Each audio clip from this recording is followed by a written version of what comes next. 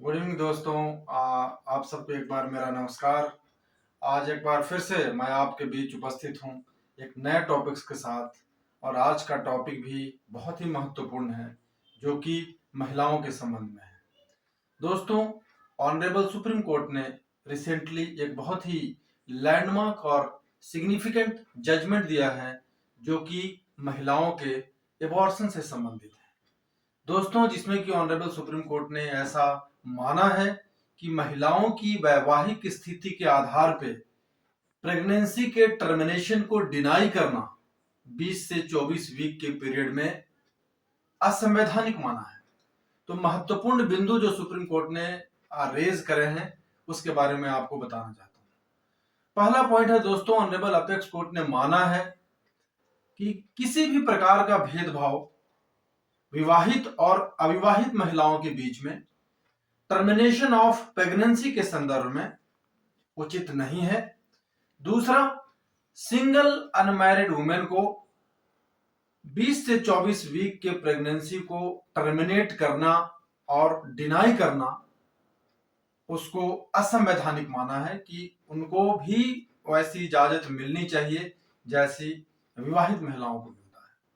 साथ ही साथ दोस्तों, भारत में जो एबॉर्शन के संबंध में जो कानून है वो medical termination of pregnancy act 1971 के अंदर रेगुलेट होता है। Medical termination of pregnancy act का सेक्शन 3B है, वो बताता है कि 20 से 24 वीक के बीच के प्रेगनेंसी पीरियड को टर्मिनेट करना ये सिर्फ विवाहित महिलाओं के लिए ही लागू है। ऑर्डर के दौरान सुप्रीम कोर्ट का ऐसा ऑब्जर्वेशन था कि महिलाओं के बीच में भेदभाव करना, विवाहित और अविवाहित महिलाओं के बीच में भेदभाव करना इस ग्राउंड पे कि 20 से 24 वीक के पीरियड को सिर्फ विवाहित महिलाओं के लिए ही एप्लीकेबल होगा, ये भारतीय संविधान के आर्टिकल 14 को वायलेट करता है। आपको दोस्तों पता है कि इंडियन कॉन्स्टिट्यूशन का आर्टिकल 14 कहता है equality before law and equal protection of law. तो सुप्रीम कोर्ट ने उसी संदर्भ में ऐसा माना है कि कोई भी ऐसा कानून इस बात पे डिस्क्रिमिनेट नहीं कर सकता है कि विवाहित महिलाओं को टर्मिनेशन ऑफ प्रेगनेंसी की परमिशन मिलेगी 20 से 24 वीक की, और सिंगल और अनमैरिड वुमेन को नहीं मिलेगी। साथ ही साथ दोस्तों, ऑनरेबल सुप्रीम कोर्ट के 3 जस्टिसेस का बेंच ने, justice D Y Chandrachud, honourable justice Pardiwala और जस्टिस बोपना ने इस पूरे medical termination of pregnancy act 1971 के स्पेसिफिकली सेक्शन 3B के क्लॉज को इंटरप्रेट करते हुए बताया है कि अविवाहित महिलाओं को 20 से 24 वीक के प्रेगनेंसी पीरियड को टर्मिनेट करने से मना करना भारतीय संविधान के आर्टिकल 21 को भी वायलेट करता है।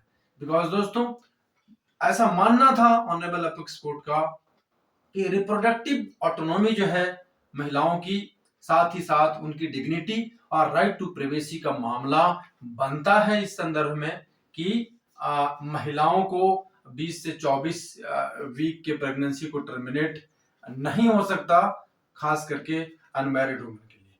तो संवैधानिक प्रावधानों के तहत उन्होंने इसको गलत माना है और साथ ही साथ इजाजत दी है अविवाहित महिलाओं को भी प्रेगनेंसी टर्मिनेट करने की 20 से 24 वीक के पीरियड को, और इसको आर्टिफिशियल और कॉन्स्टिट्यूशनली इसको इनवैलिड माना है।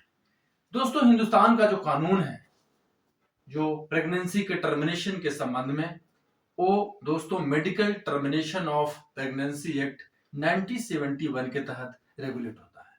Medical termination of pregnancy act 1971 कहता है कि कोई भी प्रेगनेंसी टर्मिनेट हो सकती है 12 वीक के पीरियड तक का with the permission of one authorise medical practitioner. साथ ही साथ 12 से लेकर 20 वीक तक के पीरियड का प्रावधान था पहले टर्मिनेशन ऑफ प्रेगनेंसी का। लेकिन दोस्तों 2003 में एक ऐसा अमेंडमेंट आया जिसमें कि एक मेडिसिन जो है एबॉर्शन मेडिसिन, जिसको मिसोप्रोस्टोल के नाम से जानते हैं, जिसमें कि 7 वीक्स ऑफ प्रेगनेंसी को भी टर्मिनेट करने का प्रावधान इस MTP एक्ट 1971 में इंक्लूड किया गया है। दोस्तों, एक कॉम्प्रिहेंसिव जो बदलाव आया इस एक्ट में वो आया 2020 में, जो कि लीगली इफेक्टिव हुआ सितंबर 2021 में, जिसके प्रोविजंस कुछ इस तरीके से है। इस अमेंडमेंट के तहत जो पहले का पीरियड था टर्मिनेशन ऑफ प्रेगनेंसी का, वो 12 वीक का था और मैक्सिमम जो है 20 वीक का था, उसको बढ़ाकर 20 से 24 वीक का कर दिया गया। साथ ही साथ 20 से 24 वीक के बाद के प्रेगनेंसी के पीरियड को बहुत ही एक्सेप्शनल सर्कमस्टांसेस में इसको लिया कि with the help of with the suggestion of 4 medical practitioner, और जो कि स्टेट अपने लेवल पे कॉन्स्टिट्यूट करेगा, उसके बेस पे परमिशन दिया जाएगा।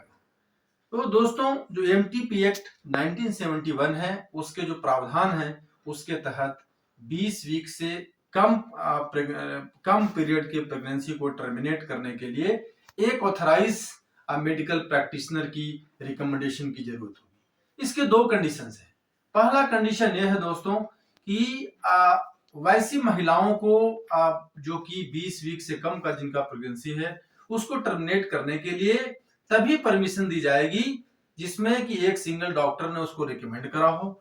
दूसरा, प्रेगनेंसी टर्मिनेट करने की वजह जो है ये हो सकती है कि महिला को थ्रेट टू लाइफ हो सकता है, और दूसरा, there shall be a grave injury to the mental and physical health of the women. तो there are 2 conditions for the termination of pregnancy for the women for the period of up to 20 weeks।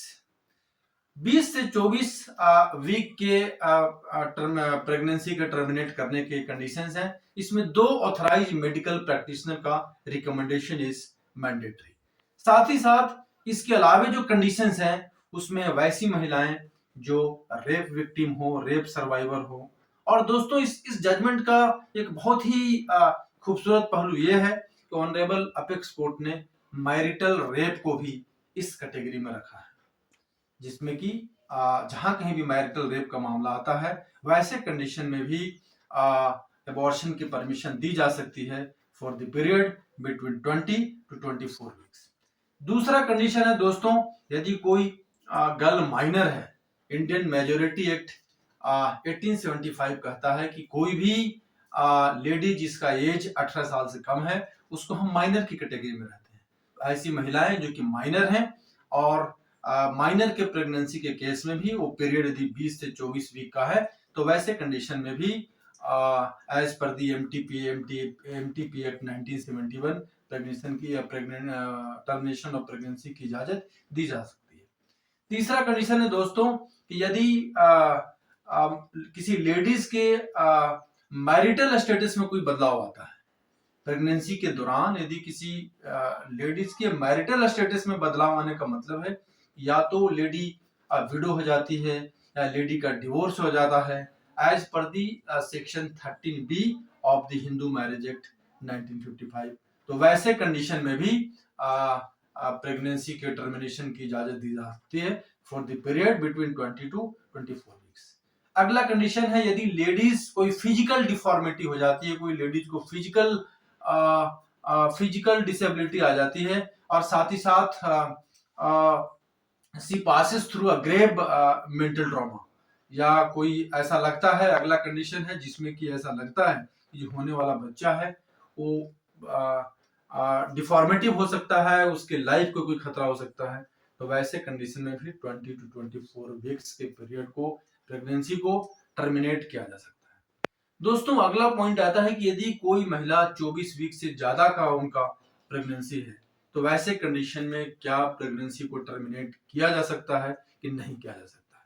तो ये act कहता है कि 24 weeks के बाद के period को प्रेगनेंसी को टर्मिनेट करने के लिए स्टेट जो है एक मेडिकल बोर्ड गठित करेगा, 4 मेंबर्स की वो बोर्ड होगी और बहुत ही एक्सेप्शनल सर्कमस्टांस हैं और जिसके अंदर ऑनरेबल कोर्ट डिसाइड करते हैं while going through the grave injury to the mental and physical health of the pregnant lady, and उसके बेस पे ये डिसाइड होता है। कई बार हमने ऐसा जजमेंट देखा है रिसेंटली ये जो जजमेंट है, जिस जजमेंट की मैं बात कर रहा हूँ, उस जजमेंट में भी दिल्ली की one of the women has filed a case for the termination of her pregnancy. Honorable High Court of Delhi has declined her request. However, while going through the plea of the lady, Honorable Apex Court has decided and has allowed that regardless of the marital status of marital status of a woman, uh, the pregnancy can be terminated without any discrimination and इसको भारतीय constitution के basic fundamentals को इसको violation माना है और unmarried single women को भी 20 to 24 वीक्स ऑफ पीरियड के प्रेगनेंसी को टर्मिनेट करने की बात कही है। इस तरीके से हम देख सकते हैं कि बहुत ही सिग्निफिकेंट एंड प्रोग्रेसिव जजमेंट है और ये बिल्कुल वैसी महिलाओं को सपोर्ट करता है जो इस तरीके की सिचुएशन को फेस कर रही थी। पर दोस्तों इसका एक एक्सेप्शन भी है। एक्सेप्शन ये है कि किसी भी प्रेगनेंसी के किसी भी पीरियड के दौरान महिला को with the help of one authorised medical practitioner जहां कहीं भी उसकी लाइफ को खतरा हो रहा है तो वैसे कंडीशन में भी प्रेगनेंसी को टर्मिनेट किया जा सकता है जहां उसको लाइफ बचाने की बात हो रही है। इस सेक्शन का एक और इम्पोर्टेंट पार्ट है कि जहां भी किसी लेडी को टर्मिनेशन ऑफ प्रेगनेंसी की बात आती है तो उनकी उनकी प्रिवेसी का क्या है, what is the relation between the right to privacy with the termination of pregnancy. तो दोस्तों सेक्शन 5A जो है medical termination of pregnancy act 1971 कहता है कि प्रेगनेंसी की जो रिपोर्ट होगी that shall be the confidential report and वो रिपोर्ट उसी के साथ शेयर करा जाएगा who is the authorised person and for violation of the same इसके लिए 1 साल की सजा का प्रावधान है।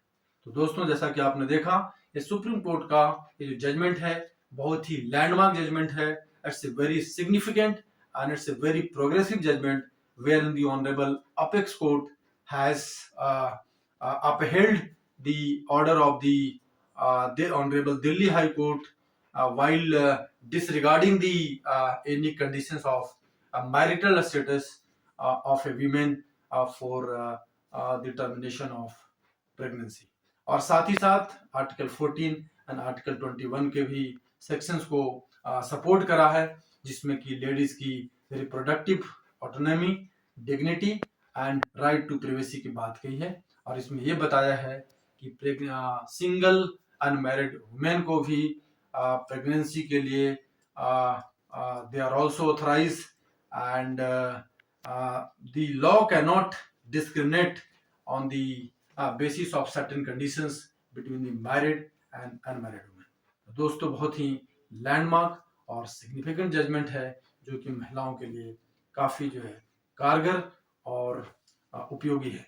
और इस जजमेंट की एक इम्पॉर्टेंट और भी एस्पेक्ट्स है जैसा कि मैंने बताया कि पहली बार ऑनरेबल अपेक्स कोर्ट ने मैरिटल रेप को भी इस कैटेगरी में रेप की कैटेगरी में रखा है और उस वैसे कंडीशन में भी महिलाओं को प्रेगनेंसी टर्मिनेट करने की इजाजत दी गई है। दोस्तों मुझे पूरा भरोसा है कि आपको ये वीडियो बहुत पसंद आया होगा और साथ ही महिलाओं के लिए काफी उपयोगी साबित होगा। नमस्कार, एक बार फिर मिलेंगे अगले वीडियो में और एक नए टॉपिक्स के साथ। बहुत बहुत धन्यवाद। नमस्कार।